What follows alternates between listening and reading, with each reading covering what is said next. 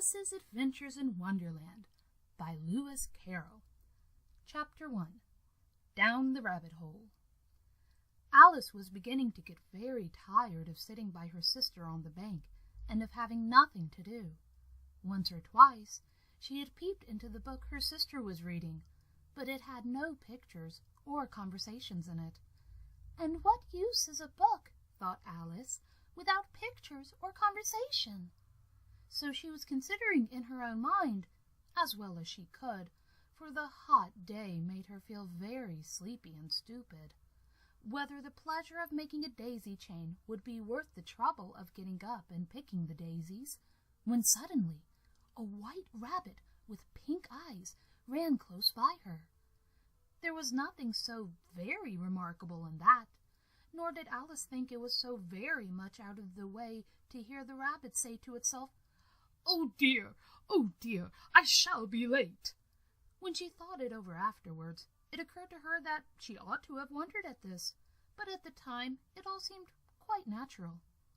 But when the rabbit actually took a watch out of its waistcoat pocket and looked at it, and then hurried on, Alice started to her feet, for it flashed across her mind that she had never before seen a rabbit with either a waistcoat pocket or a watch to take out of it, and burning with curiosity, she ran across the field after it, and fortunately was just in time to see it pop down a large rabbit hole under the hedge. In another moment down went Alice after it, never once considering how in the world she was to get out again. The rabbit hole went straight on like a tunnel for some way, and then dipped suddenly down, so suddenly that Alice had not a moment to think about stopping herself before she found herself falling down a very deep well. Either the well was very deep, or she fell very slowly, for she had plenty of time as she went down to look about her and wonder what was going to happen next. First, she tried to look down and make out what she was coming to, but it was too dark to see anything.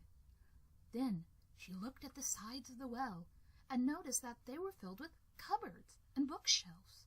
Here and there she saw maps and pictures hung upon pegs. She took down a jar from one of the shelves as she passed. It was labeled orange marmalade, but to her great disappointment it was empty. She did not like to drop the jar for fear of killing somebody, so she managed to put it into one of the cupboards as she fell past it.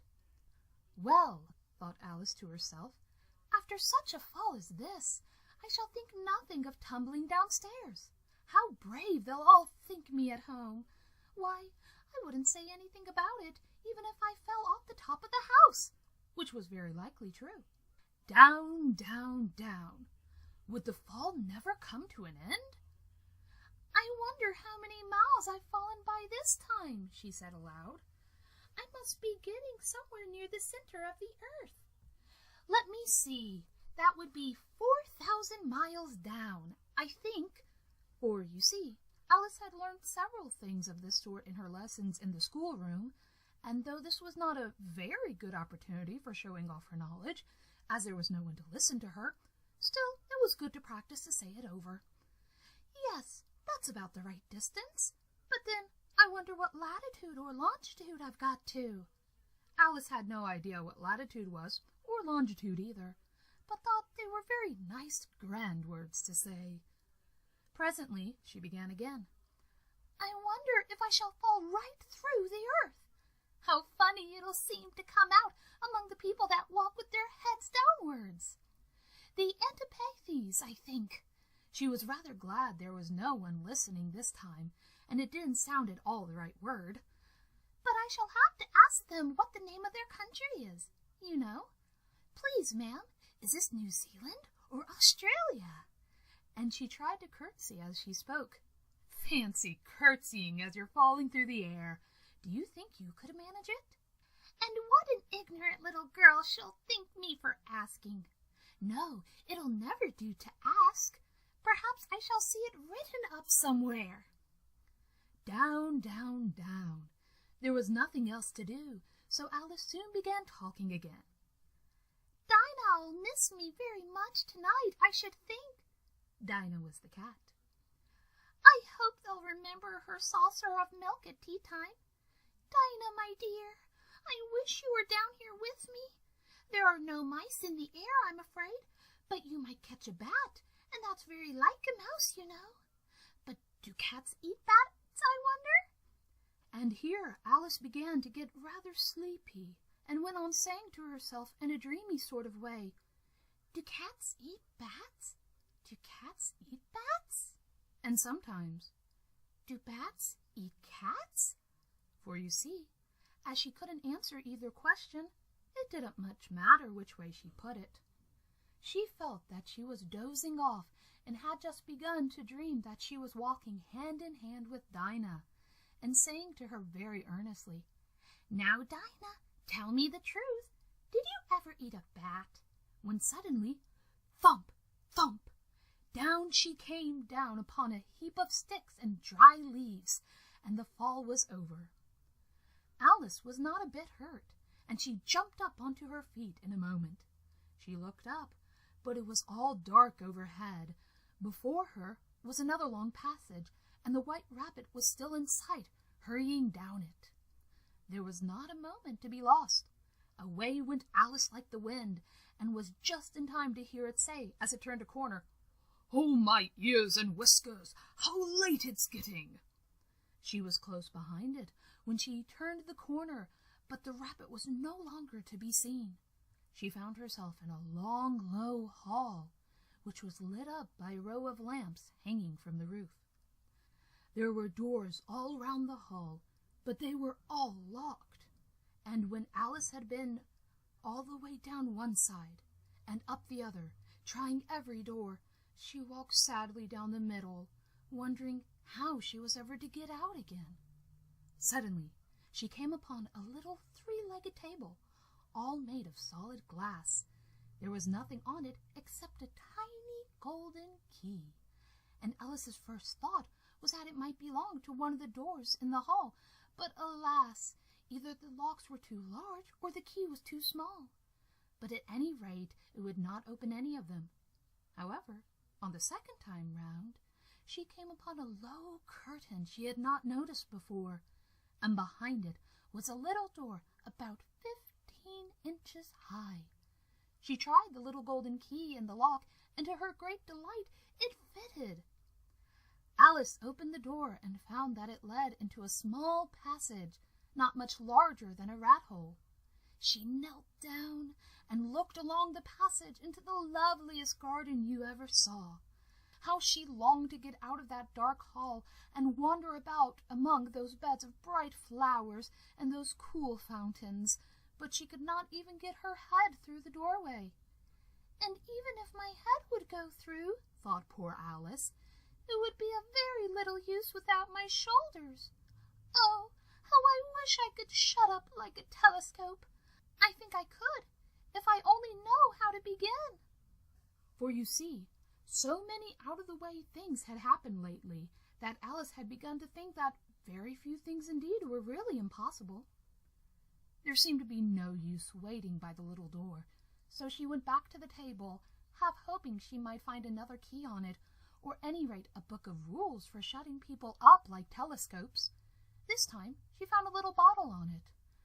"Which certainly was not here before," said Alice, and round the neck of the bottle was a paper label with the words, "Drink me," beautifully printed on it in large letters.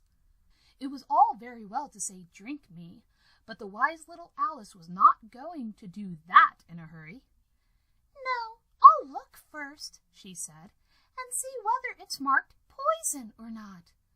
For she had read several nice little histories about children who had got burnt and eaten up by wild beasts and other unpleasant things, all because they would not remember the simple rules their friends had taught them, such as that a red-hot poker will burn you if you hold it too long, and that if you cut your finger very deeply with a knife, it usually bleeds. And she had never forgotten that if you drink much from a bottle marked poison, it is almost certain to disagree with you sooner or later. However, this bottle was not marked poison, so Alice ventured to taste it, and finding it very nice. It had, in fact, a sort of mixed flavor of cherry tart, custard, pineapple, roast turkey, toffee, and hot buttered toast. She very soon finished it off.